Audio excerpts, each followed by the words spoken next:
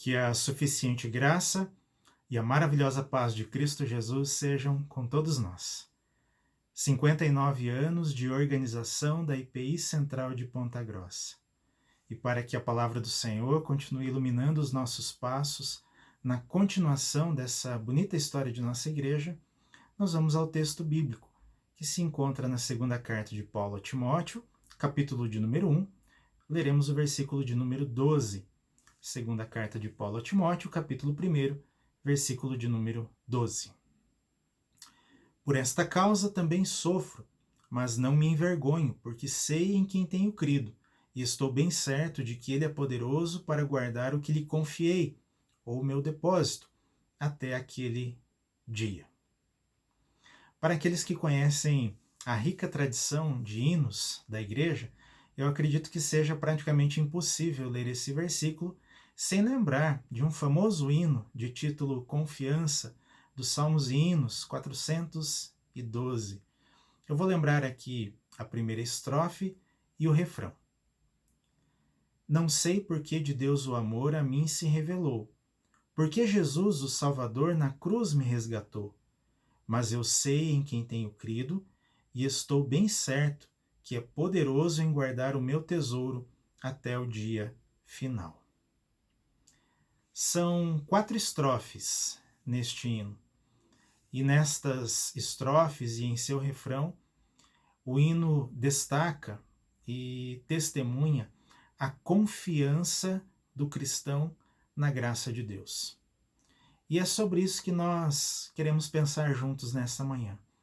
A nossa confiança na graça de Deus. Para isso, nós vamos voltar a este versículo, que é a base do refrão do hino, e vamos destacar 2 expressões que o apóstolo Paulo utiliza. A primeira delas, sei em quem tenho crido. Nesta segunda carta, ou a segunda carta de Paulo a Timóteo, provavelmente foi escrita na cidade de Roma, e muito provavelmente na sua segunda prisão naquela cidade.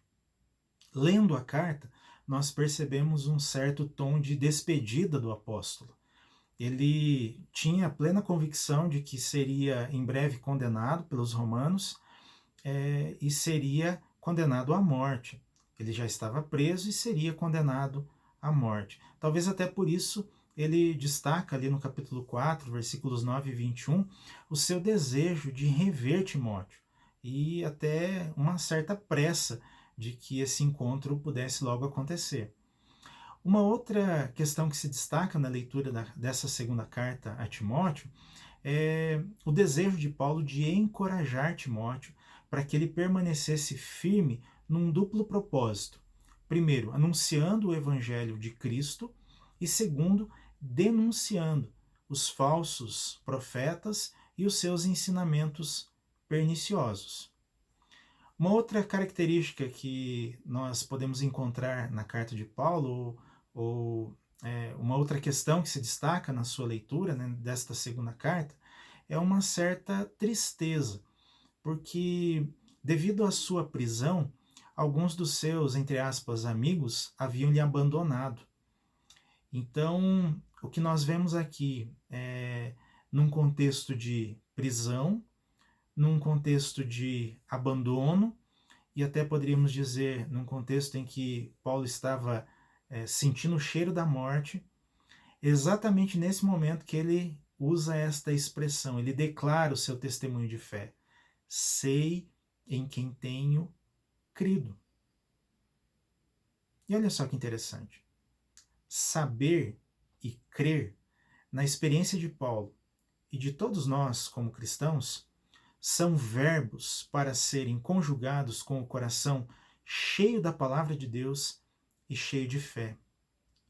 Saber e crer, na experiência de Paulo e de todos nós cristãos, são ações que se expressam, ou melhor dizendo, são ações que expressam um relacionamento pessoal com o Senhor.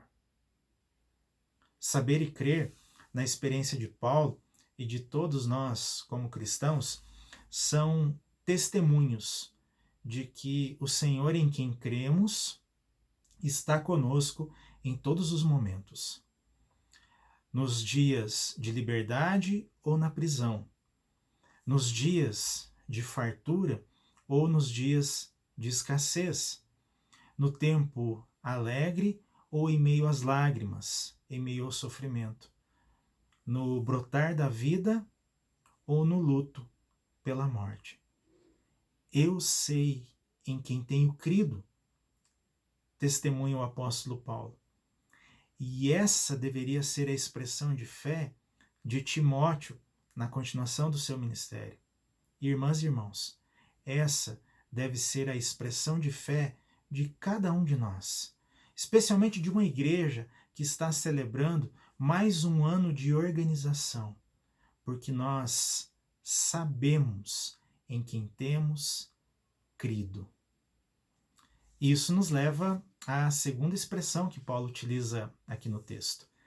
Ele é poderoso para guardar o meu depósito, ou o meu tesouro, dependendo da tradução.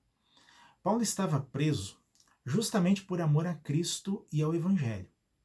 E é interessante que Paulo está aqui encorajando o seu filho na fé para que Timóteo não se envergonhasse da prisão de Paulo, porque, afinal, a palavra de Deus jamais estará algemada. E a prisão de Paulo, na sua perspectiva, não era motivo de vergonha, pelo contrário, e é disso que ele está falando. E ele está encorajando Timóteo, olha, não tenha vergonha, não faça como aquelas pessoas que abandonaram, né? Não só que abandonaram Paulo, mas que sobretudo abandonaram a fé. Não se deixe levar pela pressão do momento, mas tenha em vista o poder daquele que guarda o nosso tesouro. Tenha na sua mente e no seu coração a certeza, a plena convicção de que o Senhor é poderoso. Porque nós que somos discípulos de Cristo, nós que vivemos o Evangelho, que buscamos viver o Evangelho e que buscamos pregar esse Evangelho, nós não somos poderosos, mas cremos naquele que é poderoso para guardar o depósito. E essa palavra aqui, depósito ou tesouro, ela pode ter uma dupla significação. Primeiro, a graça da vida eterna.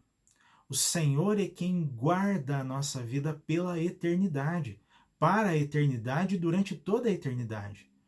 Mas também guarda a nossa vida aqui.